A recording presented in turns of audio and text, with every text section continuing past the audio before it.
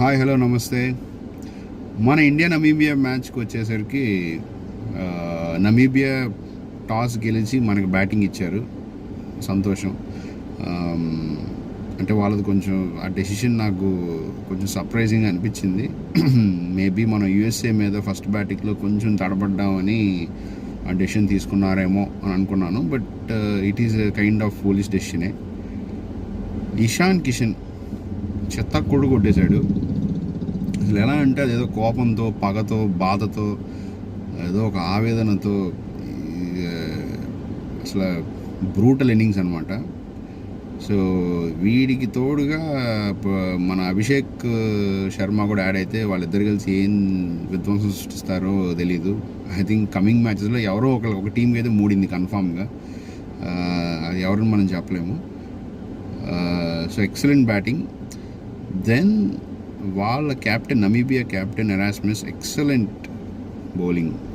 కండిషన్స్ని use చేసుకుని అన్ఆర్థడాక్స్గా కొంచెం గ్రీజ్కి వెనక నుంచి వేయటం అండ్ రౌండ్ ఆర్మ్ వేయటం. They are all legal as per ICC guidelines. So nothing to worry. But చాలా బాగా కంట్రోల్ చేశారు. 3 వికెట్స్ తీశారు. ఇదే worrying factor for India batting also. వాళ్ళు మన వాళ్ళు స్పిన్ని అప్రోచ్ అయ్యే విధానం కొంచెం కన్సర్నింగ్గానే ఉంది. I think they have to, మన వాళ్ళు కొంచెం ఫాస్ట్గా దీన్ని అడ్రస్ చేయాలి. ఎందుకంటే నెక్స్ట్ పాకిస్తాన్తో వాళ్ళందరూ స్పిన్నర్సే. Then Hardik Pandya super batting, responsible batting. వచ్చి సిచ్యువేషన్ అర్థం చేసుకుని దెన్ హీ స్టార్టెడ్ ప్లేయింగ్ ఈ shots. I think he truly deserves the man of the match.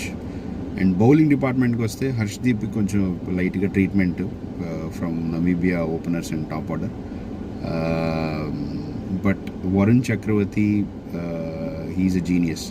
So ఇప్పుడు మనకి ఉన్న హోప్ బౌలింగ్లో గోయింగ్ ఫార్వర్డ్ ఎవరంటే Varun and Axar పటేలే.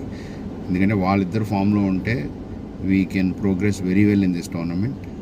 And I hope they continue their form and at least మనం ఒక at least కాదు, we should go to finals and win this cup. Thank you guys.